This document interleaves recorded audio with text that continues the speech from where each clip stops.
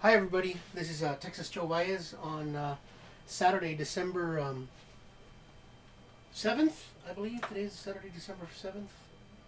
Um, yeah, it's already 7 o'clock. But today I had a fantastic trip to a record shop here in Austin, and I found a lot of cool vinyl. A lot of the shops here in Austin have the vinyl broken down into various price ranges, and generally tend to look because times are tough right now, and I'm real low on money. I tend to look in the cheap section, um, for 99 cents or whatever lower, or those stuff that's $5 or less. Because trust me, vinyl records, old vinyl records now, they go for a lot of bread. Some of them as high as $3,000, $4,000, $5,000 for a rock and roll record. And who would know? Some Beatles pressings, some Rolling Stones pressings that I know of. The very first pressing that ever came out on an album is worth a lot of money. Johnny Burnett and the Rock and Roll Trio in the late 50s, worth a lot of money. Anyway, they're the guys that had the song Train Kept a Rolling. Uh, what you hear in the background, though, real quick, I'm going to talk about this, is a band called PFM, and it's the album Chocolate Kings from 1975. So you'll hear that in the background. But where do I start here? I want to, since my musical stuff is kind of taking a sharp dive, and things aren't happening the way I want it to happen as far as the music is concerned in my rock band, and my resources are extremely limited right now. Kind of got a bit of a crappy job, doesn't pay me a lot. I want to focus on music, but how do I turn and which way do I go? So I'm going to be blogging in the next couple of weeks, months, maybe the year. And this is something that I've been wanting to do for a long time. I want to talk about vinyl records and CDs that I find in record shops and Goodwills, used thrift stores and stuff here in Austin. There's tons of that stuff, and I'm finding with a good friend of mine named Nat, finding a lot of cool vinyl. He helped spark my interest again. I already had it, and I kind of clamor around Goodwills, used record shops, pawn shops, and there's about 5 or 6, maybe even up to 10 record shops here in town in Austin, Texas, and I'm looking for stuff. So anyway, enough of my blabbing here real quick. A lot of you who know me, Texas Joe Valles, know that I have a band. I have a website, www.valles, V-A-L-L-E-S, flyingmachine.com. VallesFlyingMachine.com. Let me see if I even have my band's... See, I'm not even organized here. Shit. I don't have a stupid... I don't even have a calling card for my band. Anyway, a lot of you know that I have my band. www.vallesflyingmachine.com. V-A-L-L-E-S, flyingmachine.com. And I'm also on Facebook, Texas Joe Valles, or just Joe Valles, and Valles Flying Machine on Facebook, or just Google me, Texas Joe Valles. Anyway, because my band situation is kind of messed up right now, and I don't have the band here, and I'm having a hard time putting a band together. And I've been here since June, and it's already December. I got to focus on something artistic. So this is very budget conscious and a hell of a lot of fun. You get a lot of maximum impact out of it for very little bucks. And it's vinyl, chasing music, chasing CDs.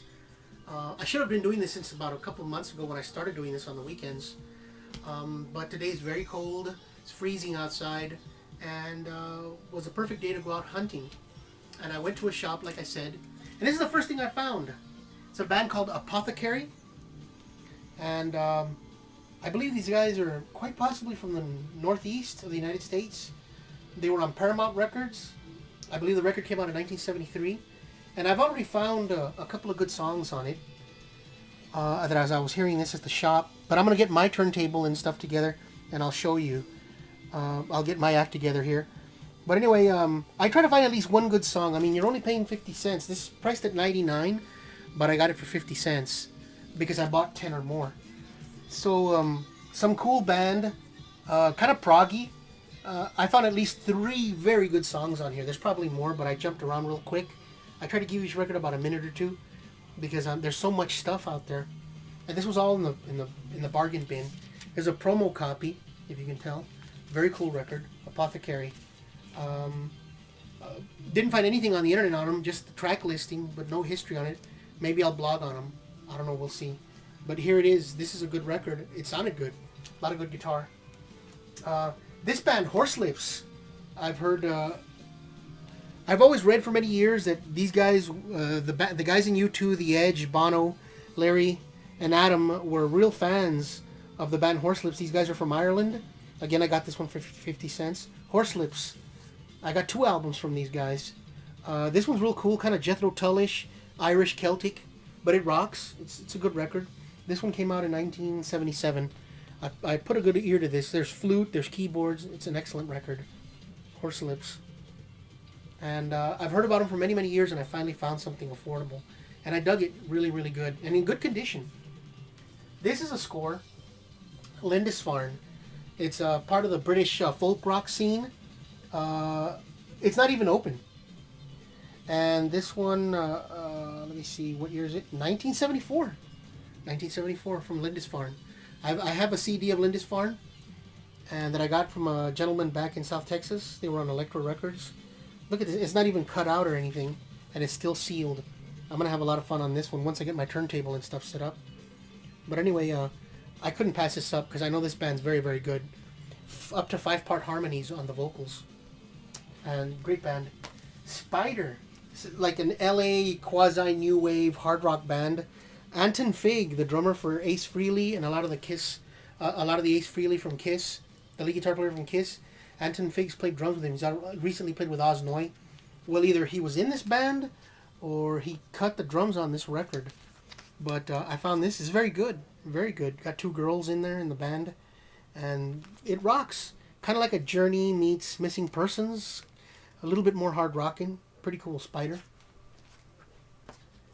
This band I love a lot. And I've never had one of their records. I remember seeing this album in a record shop in Laredo, Texas, back in the 90s when there was record stores. I found this, and I didn't even realize this is a double album. And it's in great shape.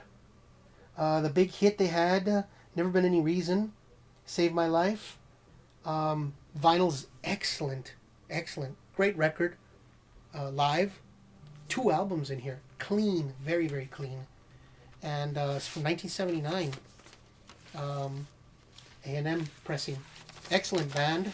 These guys played in the Rio Grande Valley, but I never got a chance to see them. But a great record. This, you never know what you're going to find. Alive and Kickin'. And Tommy James of Tommy James and the Shondells produced them on Roulette Records. Alive and Kickin', kind of like a hippie West Coast psychedelic band. A lot of fuzz, a lot of wah-wah with a girl singer. These guys rock hard. It's not like Janis Joplin. More like that band Rufus from Sweden or Norway. Or somewhere up there, Finland. The band Rufus. I played them on my radio show on Psych Rock 101 back in the Rio Grande Valley. But Alive and Kickin'. Great band. There are a bunch of good songs on this, man. I mean, this album should be going for way more money, and I got it for 50 cents. Alive and Kickin' is the name of the band. Kind of hippie, psychedelic. Some acoustic stuff. Some heavy, psychedelic, fuzzed out guitar. Tempo changes. Proggy kind of. Very, very cool. But typical of the late 60s, early 70s, a lot of reverb. But still, it's a little bit of a hollow sound, but still a good record. Rage. They had a huge hit with a song called American Radio Station.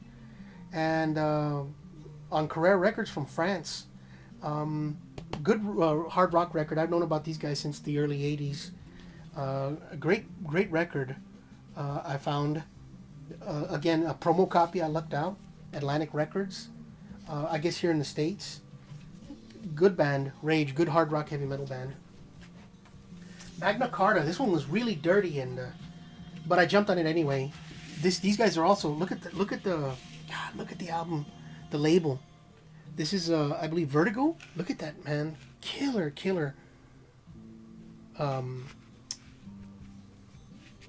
Logo for the record. Magna Carta, the name of the band, Alive in Concert, kind of a folk rock band. I've heard of these guys.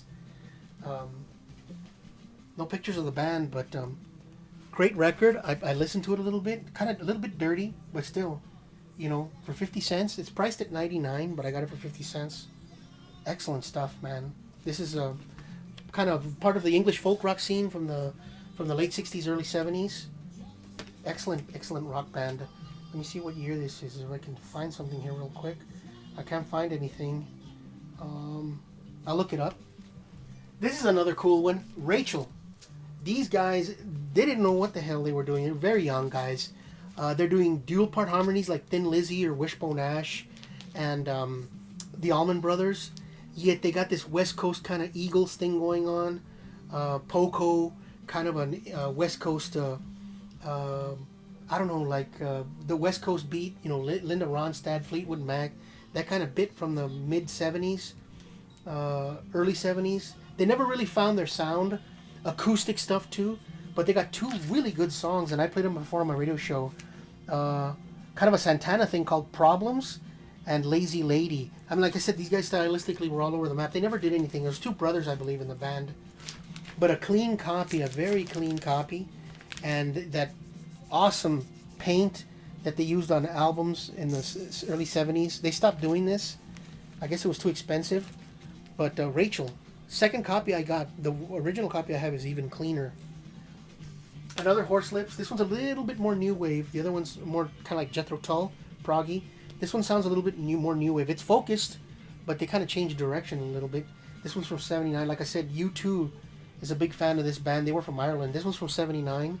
A lot of bands in 79, 78, 79 made a drastic change in their music styles. You know, it was on Mercury Records, part of the Warner Group. Cutout Bin.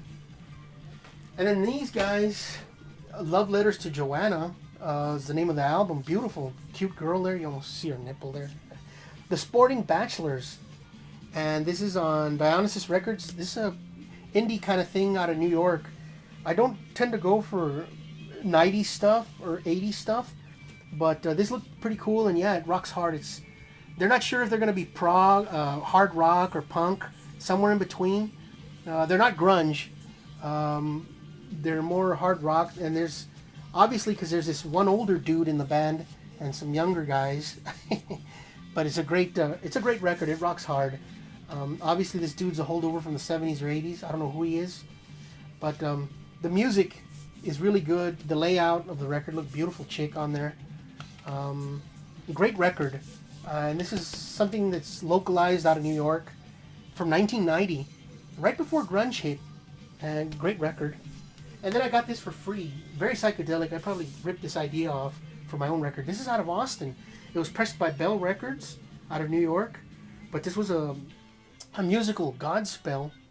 A musical based upon the Gospel according to St. Matthew. I got this one for free after buying all those other records. They let me have this for free. I dig this artwork, man. This is very, very cool. It's even got a little booklet, libretto.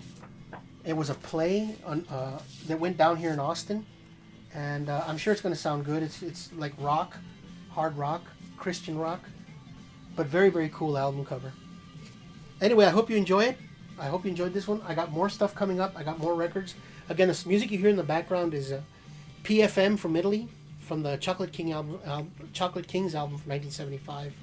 Anyway, I hope you enjoyed my little review there. Okay, Texas Joe saying adios and rock and roll.